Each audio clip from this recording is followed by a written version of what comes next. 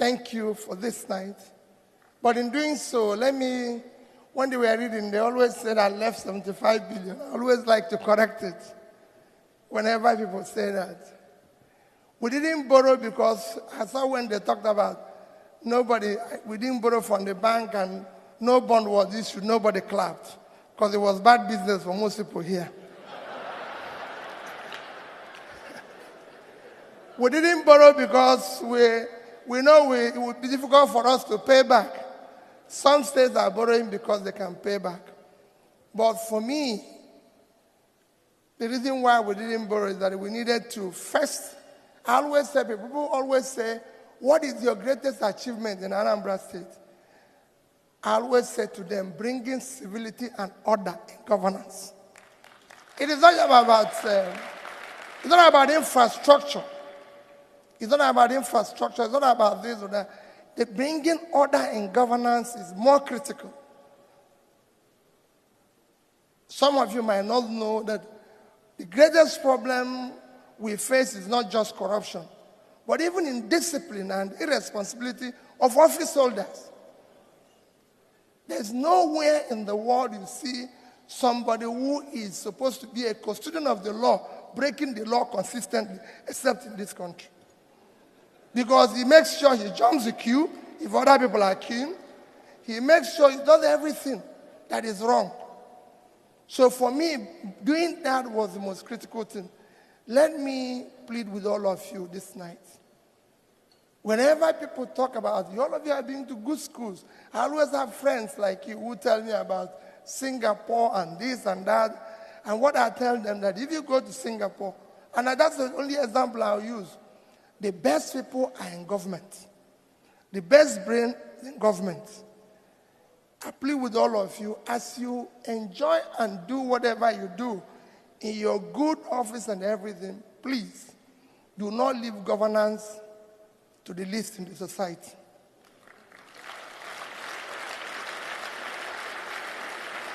That's what we are doing today.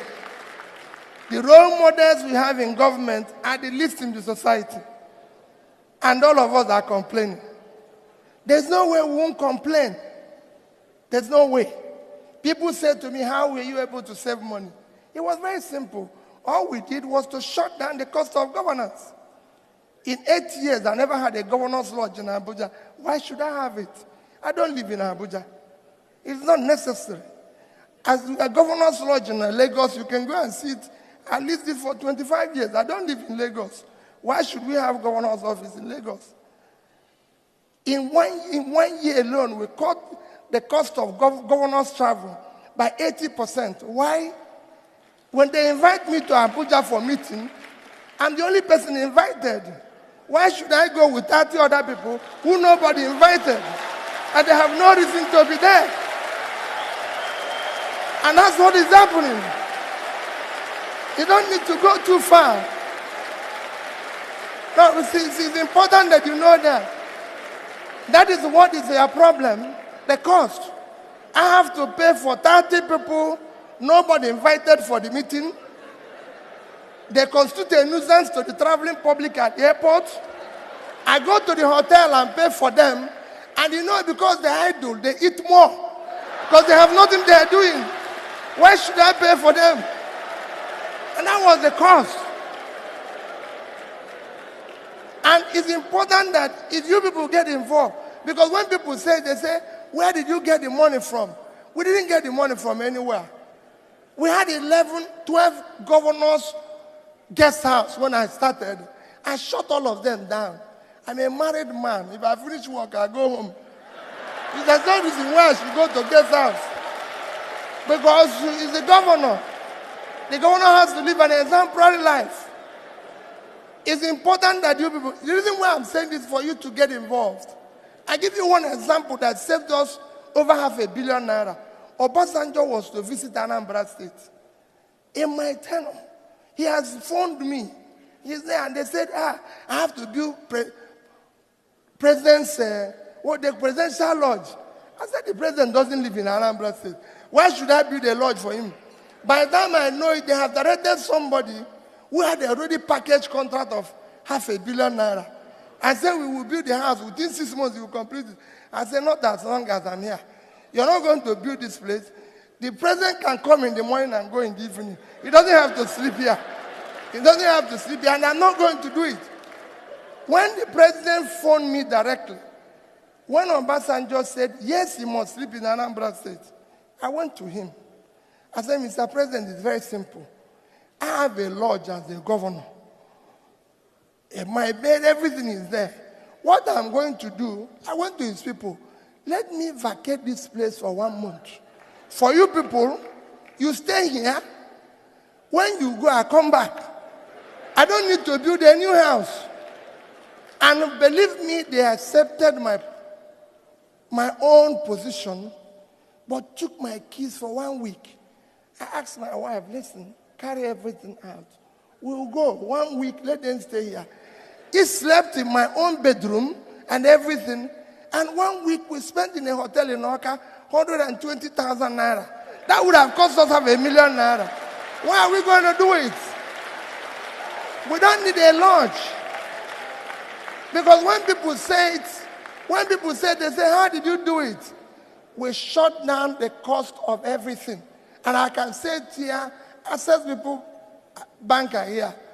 I have in Anambra State, the day I left, today, not even today I left, have at least $50 million. I didn't say naira, in Access Bank.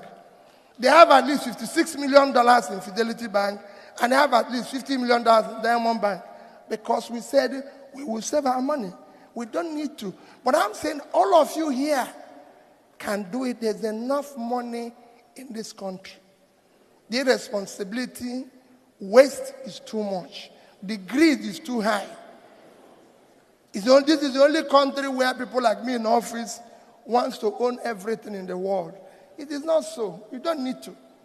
You can serve your people, reduce your greed, and produce maximally. So please, I urge all of you, be part of building this country.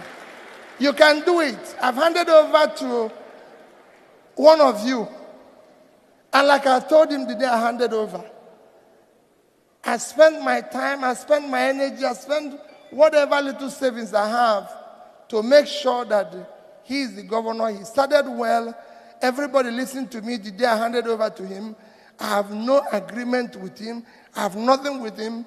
The only thing I have with him is, please build a better future for the children of Anambra State. Give them a better life. All of you here can participate. Go to your various wards, your various communities, in various ways, and help us to build. Nobody can build this country. We have no other country except this one. Nobody can do it. Not the people who are there today. I'm happy Ben is here. Let me tell you, the characters of the people that are there cannot change it. They cannot build it. So if you want to stay here and think that, oh, they will change it. No. They will not change it. I always tell people that when I went to Anambra State, it was a case of where lunatics were in charge of the asylum. I needed to put them back to the asylum and build a better place for the society. So you can do it and you can change it. So collectively, please, when you go back to your homes this night, look at your children. When you look at your children, you make up your mind. We must stop this abuse of our country. Otherwise, the society we abuse today will take its revenge on our children tomorrow. Let us build a better place for them. Thank you and God bless you. Thank you very much.